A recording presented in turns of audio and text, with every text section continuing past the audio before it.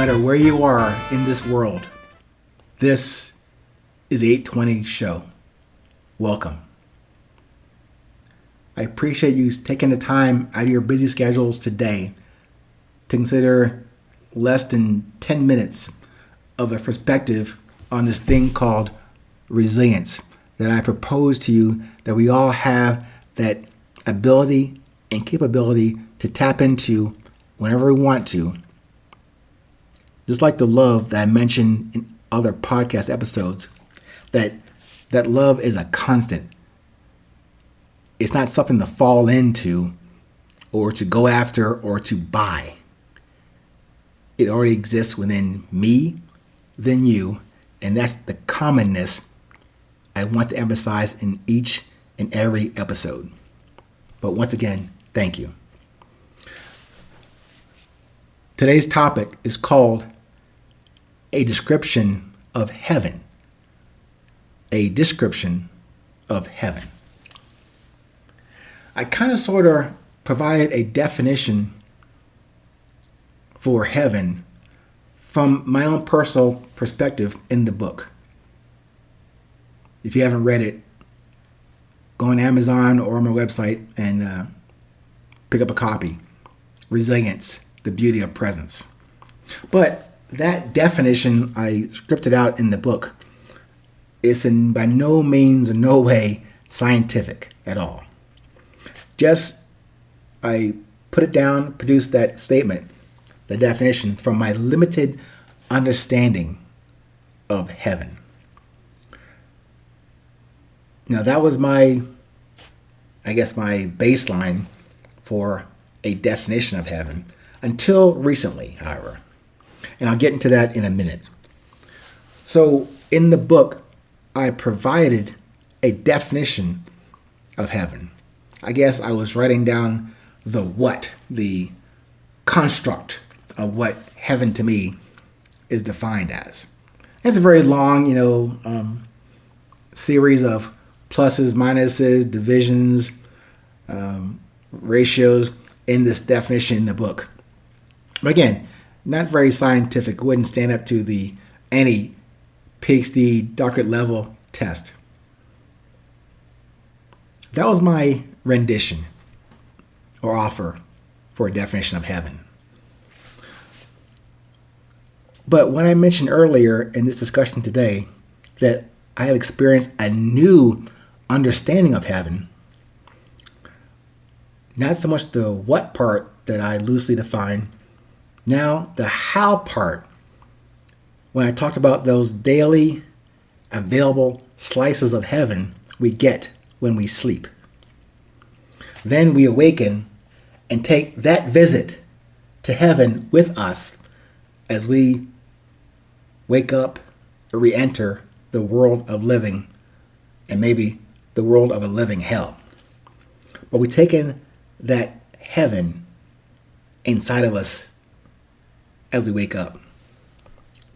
But I hadn't attempted to describe heaven to you. Again, this description is from my very new and limited experience and understanding of heaven. What does heaven look and feel and smell like? The touch, the sound that could describe heaven. I would apply my other metric for how I amble or ramble through life with remaining non-resistant, non-attached, and non-judgmental. A way to remind me to build upon my awareness and to activate that awareness. Going down this path about definition and description of heaven, let me share this with you also. There will be peace in heaven among reasonable people. There will be war in heaven among reasonable people. There will be a spiritual conflict and agreements. They'll come to you, to me, at our cellular in atomic levels, like electric and or magnetic. And given those conditions, those broad, loosely defined and described conditions, that's where we will connect easily, and also where we will find friction as well.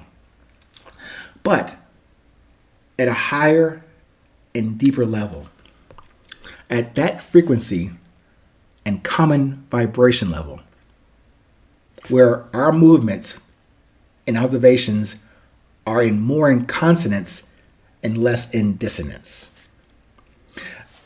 I know this may sound and appear as new or weird now, only because I submit to you, because we have lost that original connection to heaven and to each other, and even to our own selves. I've lost that connection to myself. We've lost that connection to others. And we lost that connection at that common and concerted source inside each and every one of us, at the heart level, at the spark level of that heart, from where the thought of us comes from, and before we ever even appeared on this planet. I know in this discussion today, I'm asking you for a lot. To not see, yet to fully consider that very small, almost undetectable sound that makes us who we are.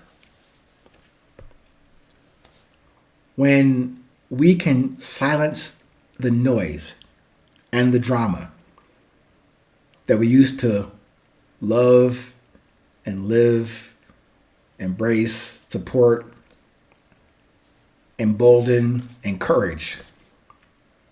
But given just another description of something that we probably thought for forever was unattainable until we are actually dead. Me describing this thing called heaven like as here and now, available on a daily basis. I'm just asking you to, yes, take another leap of faith and trust, and that this might make sense as you wrestle with it, grapple with it, reason with it, counter it. But I think even that exercise of considering it maybe helps us to see each other with more clarity, to see ourselves first with clarity on what we have inside of us. We know we all experience hell most of the days that we are aware. Can we also say that we do experience as much heaven every day? Probably not. But at least let's start there with the consideration of that heaven existence here and now with ourselves and then with all. Thank you for that. Until we meet again, stay present, stay current. No matter where you are in this world, it's still 820.